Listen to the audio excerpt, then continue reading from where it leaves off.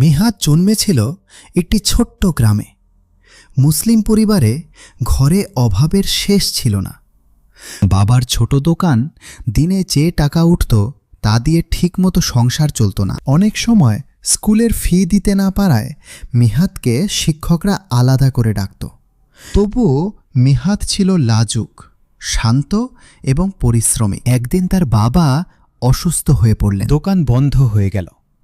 সংসারের সব দায়িত্ব যেন ছোট্ট মিহাদের কাঁধে এসে পড়ল। ক্লাস শেষে সে গ্রামের বাজারে চা বিক্রি করত। অনেকে তাকে দেখেই বলতো, এই ছেলে কি আর কিছুর হবে? কিন্তু মিহাত কখনো হাল ছাড়েনি।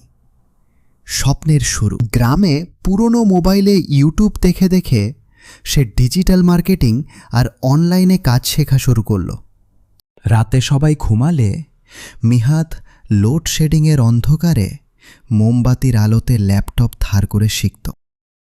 হাজারবার ব্যর্থ হয়েছে, কিন্তু থেমে যায়নি। একদিন অনলাইনে তার প্রথম $10 আয় হলো। সেই ছোট আয়ই তার চোখে বড় স্বপ্ন দেখালো। পরিশ্রমের ফল। কয়েক মাসের মধ্যেই ইউটিউব চ্যানেল খুলল।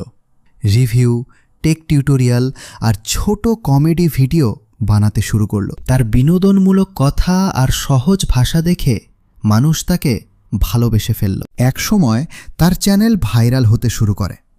স্পন্সর আসে, ব্র্যান্ড কোল্যাব আসে। গ্রামের মানুষ অবাক হয়ে দেখল যে ছেলেটা একসময় চা বিক্রি করত, সে এখন দেশের বড় ইউটিউবারদের মধ্যে একজন। নিজের প্রথম বড় ইনকাম দিয়ে সে বাবার চিকিৎসা করায় এবং মায়ের জন্য নতুন বাড়ি বানায়। গ্রামে দরিদ্র ছাত্রদের জন্য একটি ফ্রি কম্পিউটার ট্রেনিং সেন্টারও খুলে দেয়। সবাই বলে টাকা মানুষকে বদলায়, কিন্তু মিহাতকে ভালো মানুষ করেছে।